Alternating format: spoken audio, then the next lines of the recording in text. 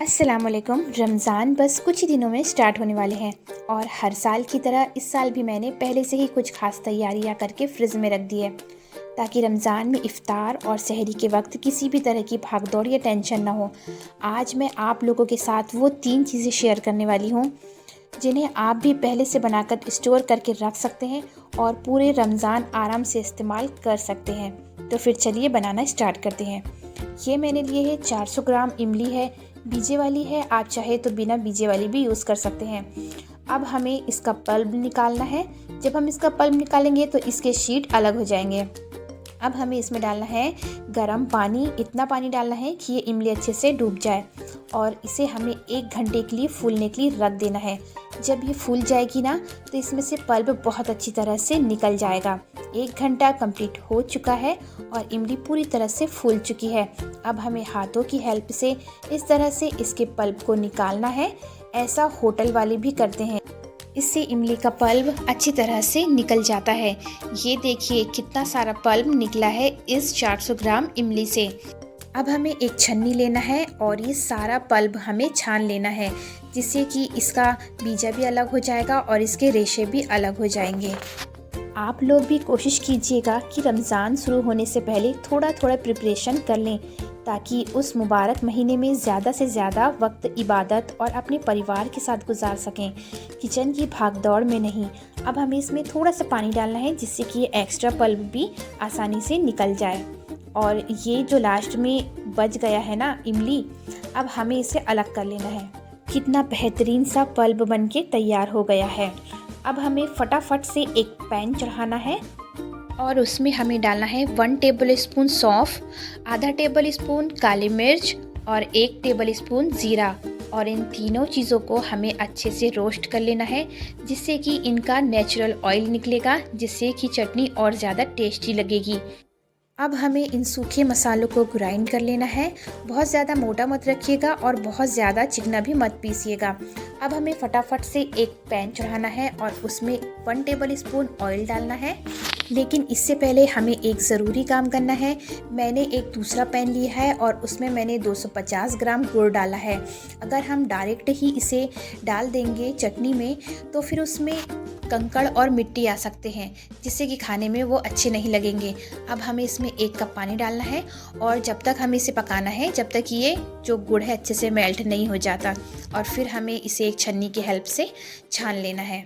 और आप देखिए इसमें कितना सारा कचरा था जो हमने अलग कर लिया है और अब हमारा ये मेल्टेड गुड़ पूरी तरह से प्योर है। अब हमें कढ़ाई में डालना है आधा चम्मच ज़ीरा। आप चाहें तो डालें, चाहे तो स्किप कर सकते हैं। और 2 पिंच इसमें हींग डालना है और फिर हमें इसमें डाल देना है ये जो गुड़ हमने तैयार किया था ना, वो डाल देना है। और इसे बस थोड़ी देर के लिए ही हमें पकाना है, जिससे कि गुड़ का जो एक्स्ट्रा पानी था ना वो सूख जाए। और देखिए कितनी अच्छी तरह से गुड़ भी गाढ़ा हो चुका है। अब हम इसमें डालेंगे 150 ग्राम चीनी। आप अगर चीनी का यूज़ नहीं करना चाहते तो आप गुड़ की क्वांटिटी बढ़ा लीजिए। और अब हमें शक्कर को अच्छे से मेल्ट कर लेना है। और जैसे शक्कर अच्छे से मेल्ट हो जाएगी, हमने जो इमली का पल्प तैयार किया था वो हमें डाल देना है और हमें इसे 2 से 3 मिनट तक अच्छे से पकाना है, जिससे कि ये गाढ़ी हो जाए। ये खट्टी मीठी चटनी खाने में इतनी ज़्यादा टेस्टी लगती है कि हर फ्राइड स्नैक के साथ हमें याद आती है। अब हमें इसमें डालना है 1 टेबल स्पून काला नमक, 1 टेबल स्पून वाइट वाला नमक जो हम डेली यूज़ करते हैं।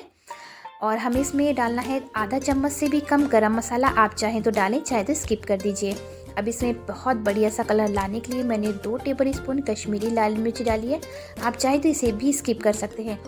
और हम डाल देंगे जो हमने मैजिक मसाला अभी प्रिपेयर किया है ना, वो हम इसमें डाल देंगे और सारी चीज़ों को अच्छे से हम मिक्स कर लेंगे।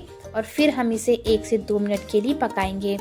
हमें इसे तब तक पकाना है जब तक कि ये जो हमारी स्पून है ना, इसमें एक कोटिंग नहीं चढ़ जाती। और आप इस तरह उंगली से हटा के देखिएगा तो समझ में आ जाएगा कि अब हमें चटनी को उतार लेना है गैस स्टोव से। तो लीजिए बनके तैयार हो गई है होटल स्टाइल इमली की चटनी। और आप इसे 1 महीना तक इसे स्टोर कर सकते हैं और कभी भी आप इसका यूज़ कर सकते हैं। इसका टेक्सचर भी एकदम परफेक्ट है। अब आप इसे किसी भी कंटेनर में या फिर इस तरह की जो सॉस वाली बॉटलें आती हैं ना, उसमें भी स्टोर करके रख सकते हैं। इससे चटनी को निकालना बहुत ज़्यादा आसान हो जाता है, इसलिए मैं हमेशा जो भी सॉस या चटनी होती है उसे इसी में ही स्टोर करके रखती हूँ।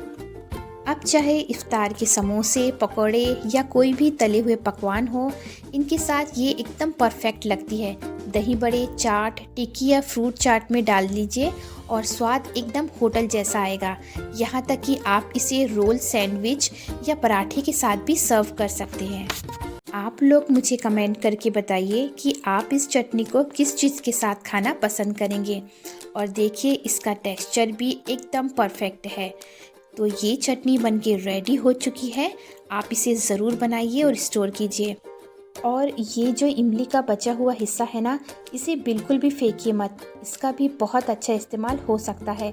जैसे कि आप इससे लोहे की कढ़ाई या तवा साफ़ कर सकते हैं।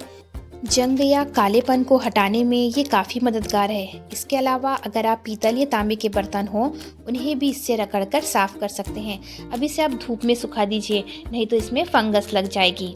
अब मैंने यहाँ पे लिया है अदरक और लहसुन। लहसुन यहाँ पर है 500 ग्राम यानी आधा किलो, और अदरक मैंने 400 ग्राम लिया है।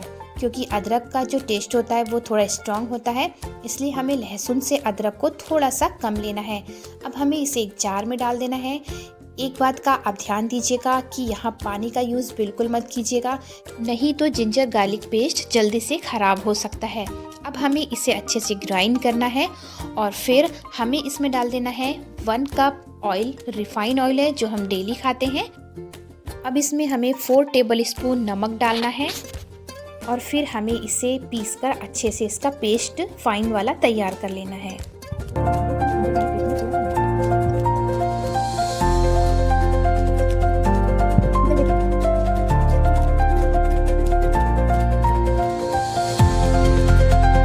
बात आती है इसे स्टोर करने की। अगर आप स्टील के डब्बे में स्टोर करते हैं तो ज़्यादा दिन तक सेफ नहीं रहता। आप हमेशा एयर टाइट या BPA free food grade container में इसे स्टोर कीजिए। आप चाहें तो इस तरह के कांच वाले डब्बे में भी स्टोर कर सकते हैं, लेकिन आज मैं इसे स्टोर करूंगी इस चीनी मिट्टी के प्यारे से कंटेनर में, और इसे हम एयर टाइट भी बनाएंगे। तो फिर आप सबसे पहले इसे अच्छे से सूखे कपड़े से वॉश कर लीजिए, ताकि इसमें कोई भी पानी ना रहे और इसमें नमी बिल्कुल ना रहे। मुझे पर्सनली ऐसे बर्तन में स्टोर करना पसंद है, क्योंकि ये न सिर्फ सेफ़ होता है बल्कि फ्रेशनेस भी अच्छी बनी रहती है। ऊपर से मैं इसे एयर टाइट भी करने वाली हूँ, ताकि इसमें हवा न जाए और ये ज़्यादा दिन तक ख़राब ना हो। रमज़ान में जब रोज़ किचन में जल्दी होती है, तब यही रेडी पेस्ट बहुत ज़्यादा काम आता है।